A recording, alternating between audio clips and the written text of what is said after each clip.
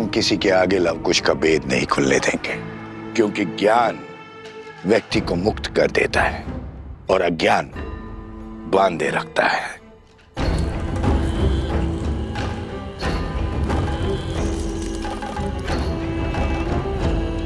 मेरी शक्ति का स्रोत यही अज्ञान है बानासुर। मिथिला में मेरी यही योजना थी कि सारे समाज के समक्ष ये रहस्य प्रकट कर दूं, किंतु अब मन में और भी उत्तम विचार आया है। कैसा विचार? ऐसा विचार जिससे राम के धर्म के साथ साथ राम का अस्तित्व भी नष्ट हो जाएगा। उन बालकों के साथ मिथिला की एक स्त्री भी है। उसके माध्यम से मैं राम के पुत्रों को राम का विरोधी बना दूंगा। शीघ्र ये संसार पिता पुत्रों के बीच में युद्ध होते हुए देखेगा। राम के हाथों लवकुश का वध होते हुए देखेगा।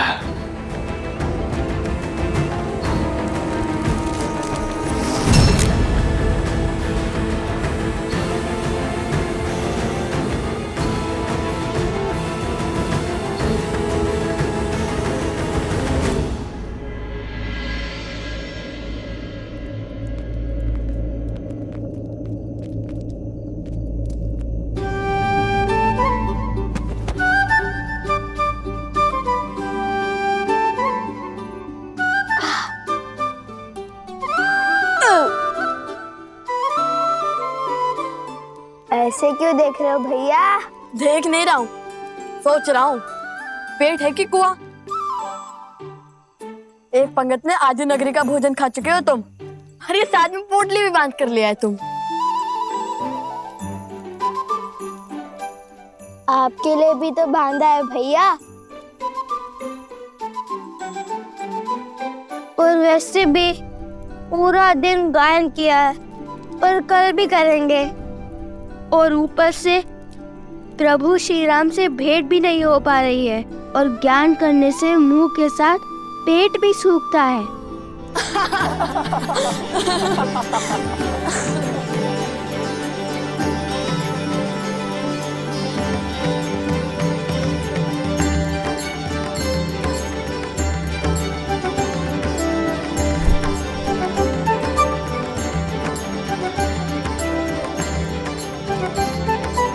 कुश, अरे कुश, रूठ क्यों गए? लाभ, अरे कुश, पुत्री,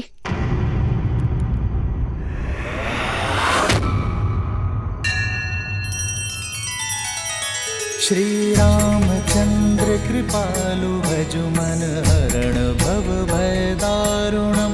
नव कंज लोचन कंज मुख कर कंज पद कंजारुणम। सिया राम, सिया राम, सिया राम, सिया राम, सिया राम, सिया राम।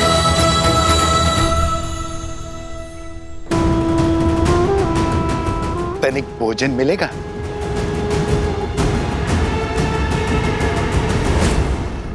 अरे कुश, हम तो केवल उपहास कर रहे थे। अब प्रभु से ना मिलने का क्रोध तुम हम पर क्यों निकाल रहे हो? कुश, कुश, रुको ना, इतना खाने के बाद और चला नहीं जाता।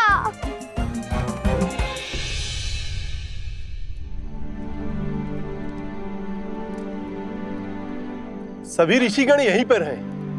वो दोनों ऋषि कुमार भी यहीं कहीं होंगे। अरे वो रहे, देखो। मेरे पास तो केवल यही है, यज्ञ का भोजन।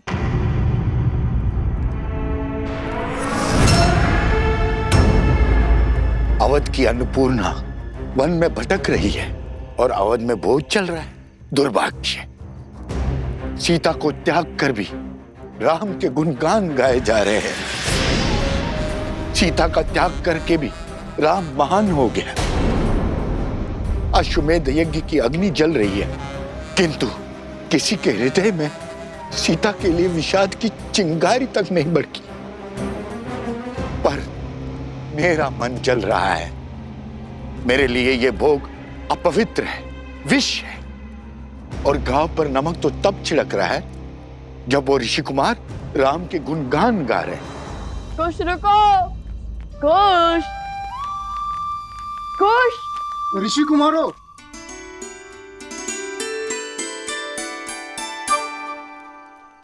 ये अकस्मात रुक क्यों गए? ऋषि कुमार, कुछ भेंट लाए हम आपके लिए, दही मक्खन और लड्डू।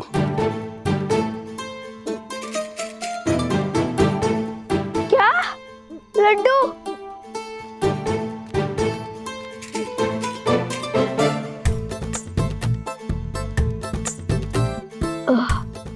रहने दीजिए, इसकी कोई आवश्यकता नहीं है।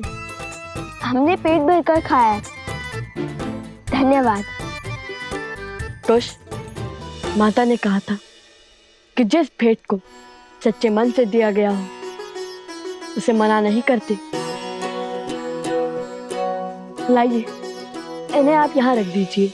नहीं नहीं, इसकी कोई आवश्यकता नहीं है। लाइए लाइए।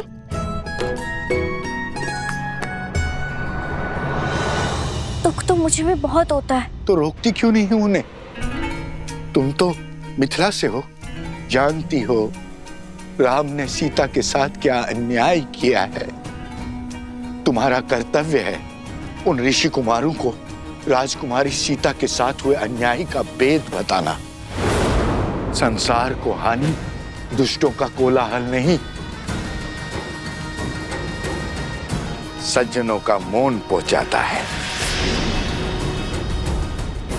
क्यों नहीं खोल देती अपने मन का भेद और सत्य का पिटारा उन ऋषि कुमारों के सामने? आप दोनों ने न केवल हमारे महाराजा और महारानी के जीवन की प्रशंसा का गुणगान गाया है, बल्कि हमें भी उनके जीवन के महत्व को भी समझाया है। आपकी राम कथा का गान सुनकर आभास हुआ महारानी सीता के अब अपराधी हैं हम। उन पर संदेह कर बहुत बड़ा पाप किया हमने। धन्य है आप ऋषि कुमार। अपराध, संदेह, अन्याय, अर्थात आप दोनों ने आज अपने गायन से अयोध्या के व्यक्ति व्यक्ति के भीतर पुनः श्री राम की मर्यादा धर्म का प्रसार किया। आप दोनों को धन्यवाद ऋषि कुमार।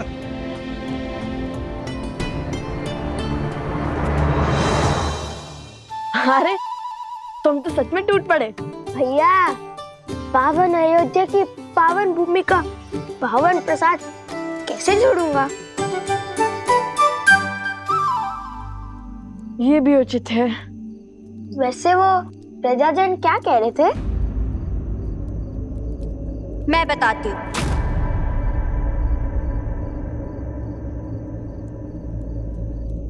क्या? अब तो अयोध्या की प्रजा भी मान गई कि श्री राम ने हमारी मिथिला की राजकुमारी के साथ अन्याय किया है। कैसा अन्याय? क्या कह रही हैं आप? हाँ, सुना तो मैंने भी था कि श्री राम ने माता सीता को त्याग दिया है।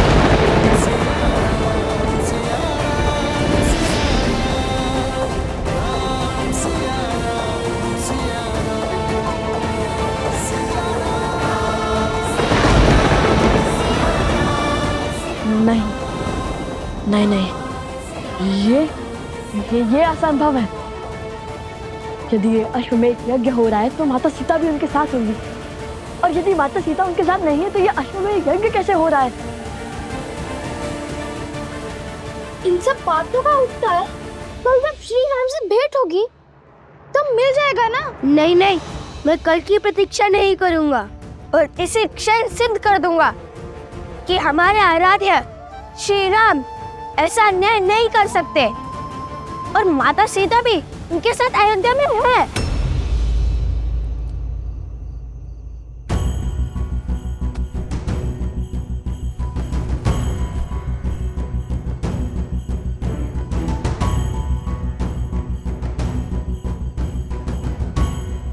पर माता सीता से मिलने सब सिद्ध हो जाएगा। परंतु माता ने गरिमा में रहने के लिए कहा था। ठीक है, यदि आपको प्रमाण नहीं चाहिए तो चलते हैं।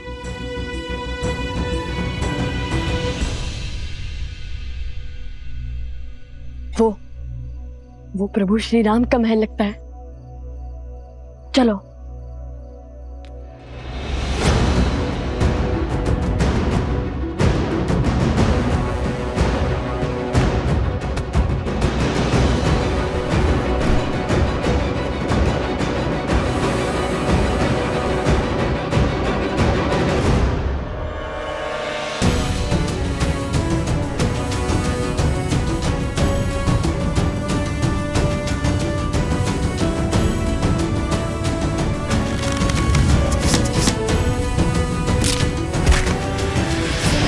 चलो वहां को ये देखते हैं।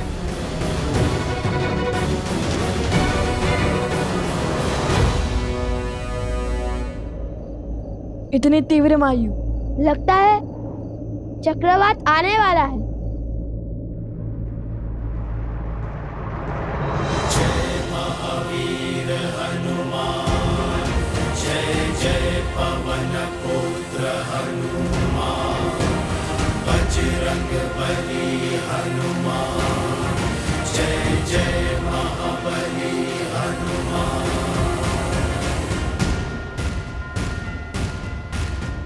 बजरंग बली।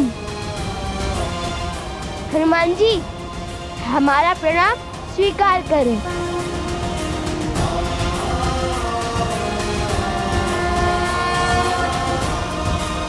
एक राम भक्त ने दूसरे राम भक्त को पकड़ लिया, ये भी हमें चोर समझने लगेंगे।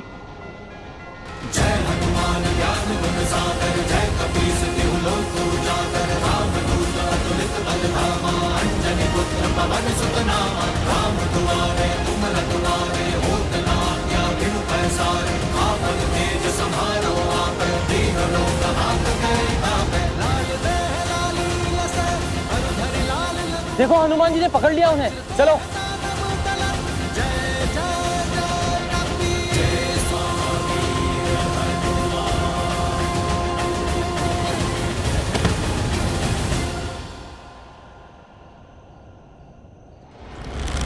नीचे से चीख कर बात करनी पड़ती है ना, और चीख कर बात करना सभ्यता नहीं, इसलिए ऊपर आ गया। विराट रूप धरकर हमें भयभीत करना चाहते हैं। ये मत सोचिए कि आपका दास सफल हुआ, हमने तो पहले ही आपको आते हुए देख लिया था। मुझे भी अपने तनिक निकट ले लीजिए हनुमान जी।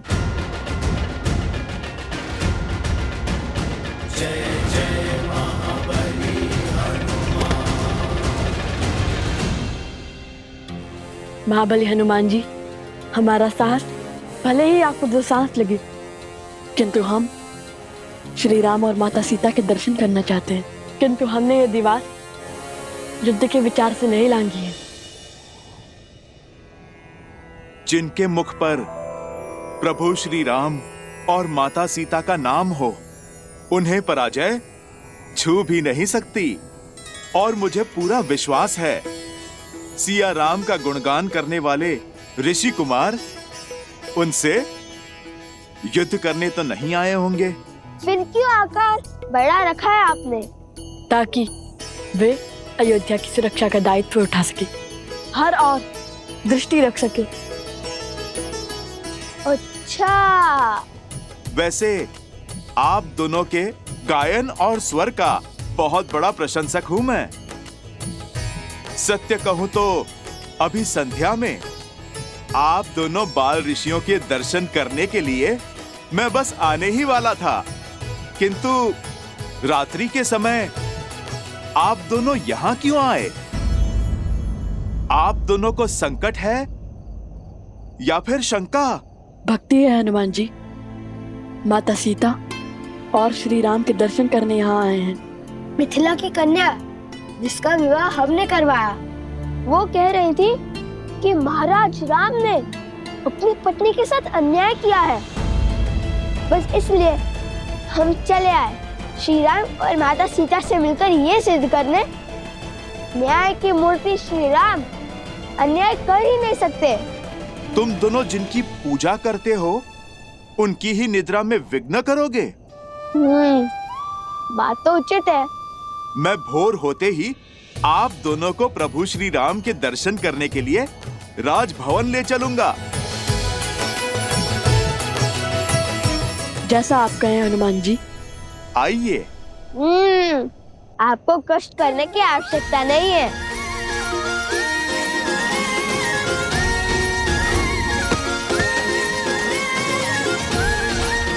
अद्भुत। बुद्धि के साथ बल और साहस भी है आप दोनों में। धन्यवाद। कल भोर अवश्य ही भेंट होंगी। प्रणाम। हमें श्री राम और माता सीता से मिलना है। स्मरण रहे, हम आपके मित्र हैं, हमारे बाण नहीं।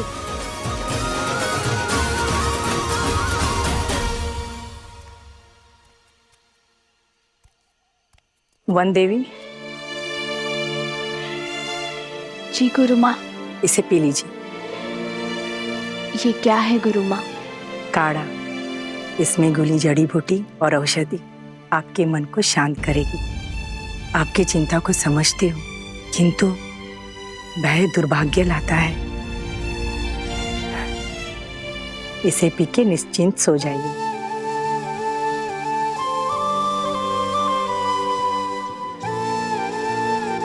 धन्यवाद गुरु माँ। विश्राम कर। आप मेरी चिंता तो समझती हैं, किंतु उसके पीछे का कारण नहीं। बस मेरे लवकुश अपने आराध्या से मिल ले और उनकी भक्ति पर कोई आँच ना आने पाए।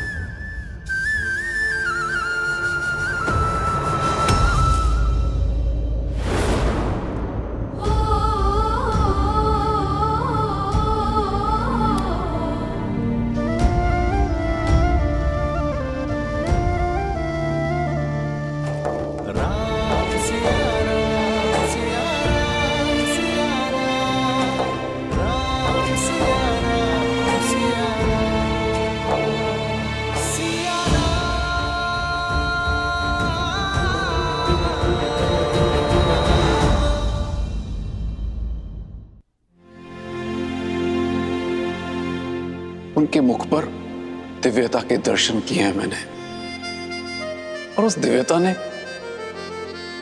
मेरा मन मोह लिया। कोई साधारण ऋषि कुमार नहीं है, बल्कि साधु और शासक का अनूठा संगम है। उन दो ऋषि कुमारों ने जो नगर में आपके और माता सीता के गुण गा रहे थे। प्रभु, मुझे लगा जैसे साक्षात माता सरस्वती गा रही थी और अयोध्या झूम रही थी। यदि सबकी इच्छा हो तो कल उन्हें राजमहल ले आओ, हम सब साथ मिलकर उन्हें सुनेंगे।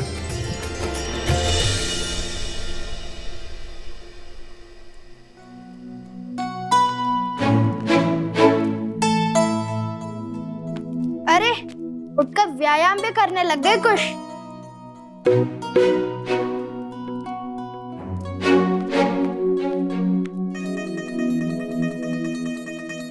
अरे पहले तो उस तुनीर को लेकर बैठे रहते थे, अब इस वीणा को अधिक साफ करने से कहीं टूट ना जाए। कितनी मूर्खतापूर्ण बातें कर रहे हो। श्री राम और माता सीता से मिलने जा रहे हैं।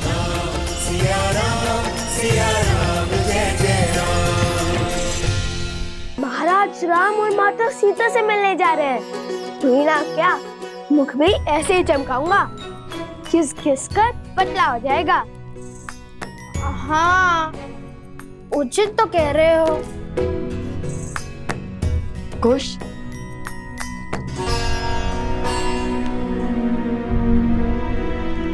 वे महारानी सीता है। माता सुनकर कहीं क्रोधित ना हो जाए।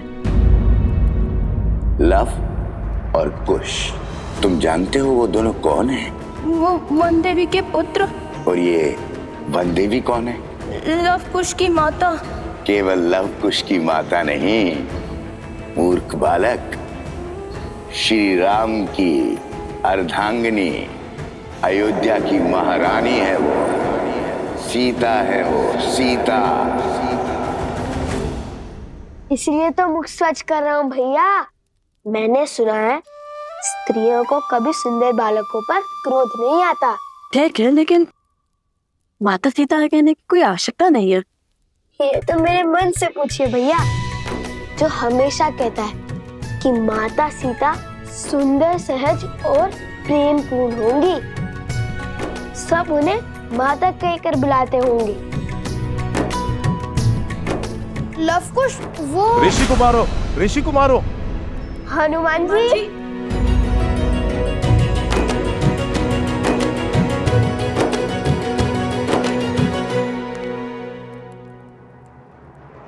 वन देवी ही सीता है। जब लवकुश को पता चलेगा कि माता सीता यहाँ नहीं है, तब क्या होगा? क्या मैं उन दोनों को सत्य बता दूं?